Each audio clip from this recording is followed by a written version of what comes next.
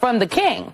And the compromise came about that there would be a standing army, it would be under civilian control, the president would be the commander-in-chief, but it would be Congress that would authorize, that would fund the military. It would be Congress that could declare war. And the entire concern that the founding fathers at that time had, and I mean, the delegates, it was debated, the Bill of Rights actually came about, the Second and Third Amendment, it was all connected to this. And the concern that they had was the ability for the military to be used as this tool of one person. And today, from what I heard from Secretary Hegseth and what I heard from the president, I feel like we are very far afield from where the founding fathers of this country wanted us to be. Well, I think you're absolutely right about that. You know, the words that Donald Trump used today, enemy from within, I mean, that's Hitler-esque. That is right out of Nazi Germany. That is not constitutional speech. That is not the speech that we stand for in this country, where we believe in the rule of law. And the way that he talks about cities, that cities are full of his enemies. Why? Because they voted for Democrats. They voted blue. And so they have become his enemies. And that he wants to use the military in our cities.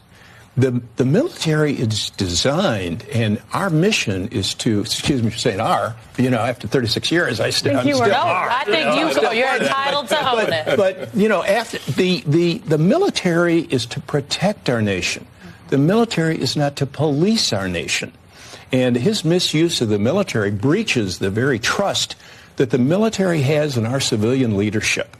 And as for Secretary of Defense Hegseth, you know, the problem he has is that he is unqualified to be there. They also had that line, he had that line about diversity isn't our strength, unity is our strength, which made me wonder whether or not there is room for diverse opinions, diverse races, religions, in his sense of unity. I suspect not. You know, the language that he uses is appalling. And I will tell you that after 35 and a half years in the military, that you get promoted based on competency, based on meeting metrics, based on completing military education, and very rigorous metrics. And in order to become a general, you're required to do the U.S. Army War College. I'll tell you, having done the U.S. Army War College, it was tougher than law school. I spent more time working on the War College than I did in law school. Now, and you just don't get to those positions. And for him to stand up there and lecture those people, you know what he was doing was showing his insecurity, his inability to command respect. And he cannot command respect because the military, as I said earlier, respects competency. And we know that you have to go through. So what do these generals do now? Yeah, why don't they? I mean, isn't it, should they not get together and think maybe we have to do something a little differently? Because this is not, I get the General Hertling's point, but this is not business as usual. The president is actively planning to use, he has already started, he's planning to use our service members to carry out political ends that are unconstitutional. And it just puts them in such a terrible position, but what can they do? That's the problem. We are at a crisis point. And it's a very slippery slope.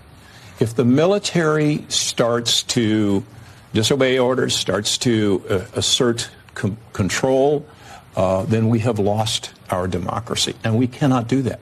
The burden is on the Republican senators.